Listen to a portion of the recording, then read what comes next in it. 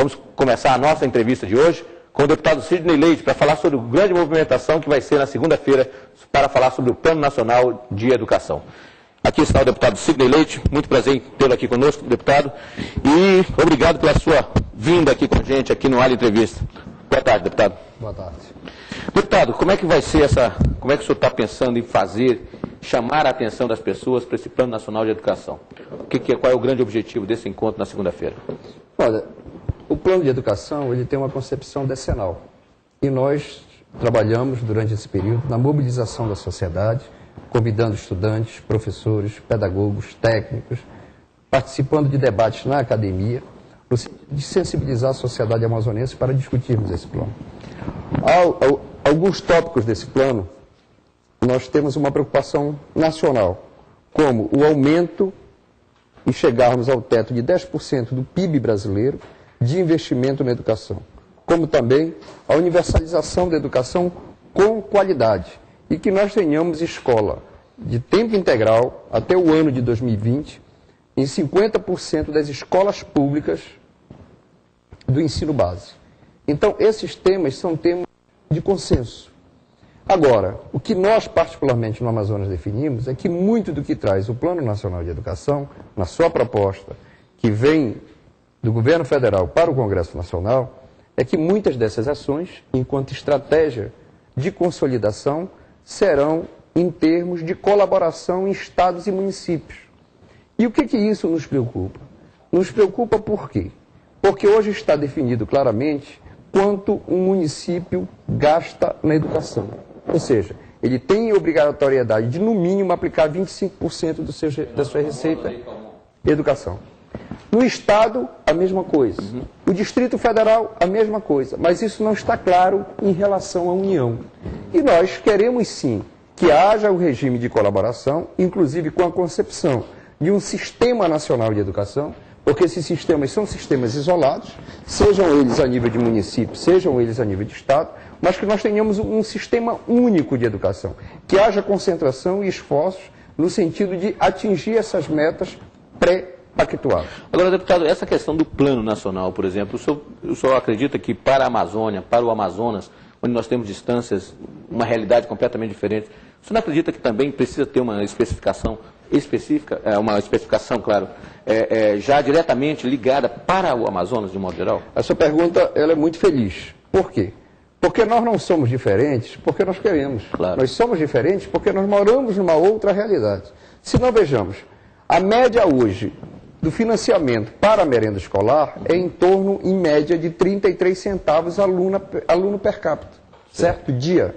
Só que 33 centavos em Santa Maria, no Rio Grande do Sul, é uma coisa. É uma coisa. 33 centavos em Ilhéu, na Bahia, é uma situação. 33 centavos em Fortaleza é outra situação. Agora, 33 centavos numa aldeia indígena, lá em São Gabriel da Cachoeira, é outra realidade. Em Aretê, em Belém do Solimões, no Alto Solimões, em Atalaia do Norte, em São Gabriel da Cachoeira, propriamente, em Eirunepé. Então, nós precisamos levar em consideração. Desta mesma feita, Calbi, em relação ao transporte escolar, em relação ao valor da construção de uma escola e do mobiliário escolar. Claro. Então, nós queremos não só um diferencial do custo Amazônia, mas como também nós queremos que esteja claro no Plano Nacional de Educação qual será a responsabilidade dos entes em relação à educação indígena. Porque o Amazonas tem a maior população indígena da Federação. E a Amazônia concentra essa maior população. Mas nós não temos uma política clara na educação. É porque nós precisamos também, da mesma feita que a pré-escola, que o ensino fundamental, que o ensino médio, que o ensino técnico e o terceiro grau precisa de mais recursos, nós precisamos de recursos para a pesquisa, para que a gente possa garantir o resgate desse conhecimento étnico-cultural, certo? E prover o material pedagógico necessário para que a gente possa implementar o currículo bilíngue para todas as etnias e, assim, garantir a educação escolar indígena para todos os indígenas, não só da Amazônia, mas para os indígenas do Brasil. Então, Calbi, só concluindo esse tema, esses dois assuntos nós queremos pontuar no que diz respeito às especificidades da nossa realidade, da nossa região. Nós não podemos tratar iguais os desiguais. Claro. Porque, se não vejamos, com o surgimento do Fundeb, do Fundef e hoje o Fundeb, e é bom que a comunidade tenha conhecimento disso, este é um programa federal, mas que é financiado basicamente com recursos do município e dos estados. São 20% hoje do ICMS do estado, 20% do ICMS repassado para os municípios, 20% do Fundo de Participação Estadual e 20% do Fundo de Participação dos municípios, e um pouco do governo federal. Mas se nós pegarmos essa lógica, hoje o valor do Fundeb per capita ano de um aluno de São Paulo é mais de R$ 1.200. E do aluno do Amazonas é em torno de R$ 1.700. Ou seja, o valor é menor. Então, nós queremos também mudar um pouco essa lógica para que a gente possa ter garantido estes recursos para o financiamento da educação pública brasileira, mas garantido o acesso a todos com qualidade. Deputado, antes de nós entrarmos na questão do seu evento, exatamente na segunda-feira, o Estado começou, e já vem há algum tempo, fazendo as famosas escolas de tempo integral. É realmente a saída para se considerar a educação, de um modo geral, levada a sério mesmo? Eu entendo que ela é um caminho, certo? Mas existe uma diferença entre escola de tempo integral e ensino de tempo integral. A escola de tempo integral é aquela em que a criança, o adolescente, o jovem, passa boa parte do seu tempo na escola. O que nós defendemos não é só a escola de tempo integral, certo? Mas que nós tenhamos uma inserção maior com ensino de tempo integral, que essa criança, que esse jovem, que esse adolescente passe mais tempo estudando e que nós possamos, Calbi, reverter a lógica de algo que acompanha a educação brasileira de muito tempo. Como, por exemplo, uma política de educação e formação continuada de professores. Que nós possamos efetivamente virar o jogo no que diz respeito à remuneração dos trabalhadores da educação. Agora, este ano, a Secretaria do Estado da Educação realizou um concurso para professor. E nós não conseguimos preencher a totalidade das vagas. Por quê? Porque não é uma atividade que atraia inúmeros profissionais que estão no mercado de trabalho, mesmo desempregados. Certo? Então, se nós tivermos uma remuneração melhor, nós vamos ter o quê? Nós vamos ter um professor de melhor qualidade e que estará presente na sala de aula. Ontem, só para citar como exemplo, eu estive na Faculdade de Educação da Universidade Federal do Amazonas participando de um debate sobre o Plano Nacional de Educação. E levantou um aluno de nome Marcos e fez uma colocação muito verdadeira. E ele disse o seguinte: no nosso curso, deputado, hoje, nós não temos um doutor.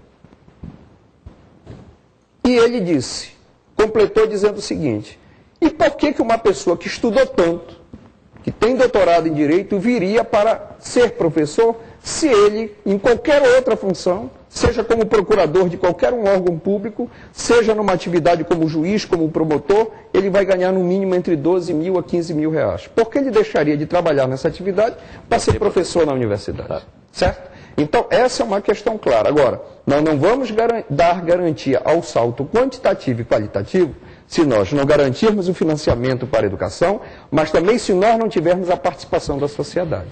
Tudo isso vai desaguar, então, nessa reunião de segunda-feira, deputado, nessa discussão, tudo isso deverá aflorar, com certeza, nesse debate?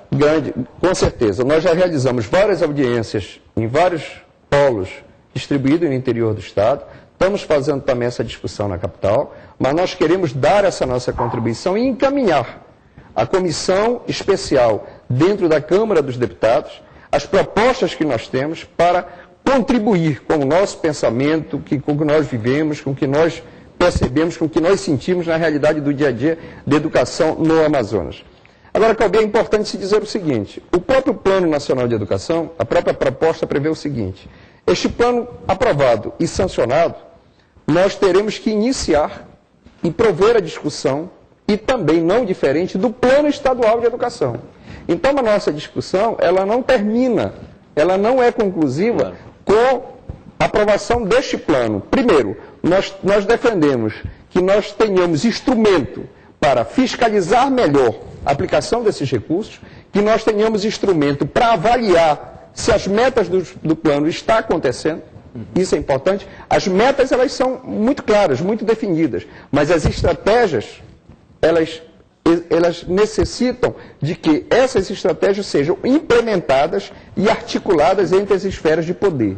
E para isso, há que ter a decisão e a vontade política para nós fazermos. Então, eu vou só lhe citar um exemplo. Na proposta do plano está que todas as esferas estejam com plano de cargos e carreiras e salários para os professores. Ou seja, isso é importante, mas é importante também que seja realizado o concurso público. É importante também que haja fiscalização sobre a questão da remuneração dos trabalhadores da educação. Portanto, depois de toda essa explanação do deputado Sidney Leite, você também, amigo telespectador, está convidado para participar na segunda-feira, a partir das 8 da manhã, não é isso, deputado? É. A partir das 8 da manhã, aqui no auditório Belarmino Lins, dessa discussão ampla, como o próprio deputado já colocou, que o assunto é educação, não tem como realmente você passar despercebido algum tema.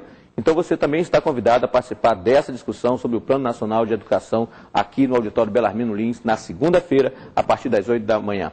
Deputado Sidney Leite, muito obrigado pela sua participação aqui no Ar Entrevista. Com certeza é a primeira vez que o senhor veio aqui, mas várias outras vezes, principalmente esse tema educação, é apaixonante e a gente começa a discutir e o tempo vai embora, deputado. Obrigado pela sua participação aqui com a gente. Eu que agradeço e aproveito a oportunidade para lhe convidar para nesta segunda-feira, dia 8, conosco, com os pesquisadores, com pedagogos, com estudantes, podemos contribuir com essa discussão e dar a nossa parcela para a formação desse novo Plano Nacional de Educação que irá de 2011 a 2020. E eu agradeço, Calbi, a oportunidade de nós participarmos. Obrigado, deputado. E a gente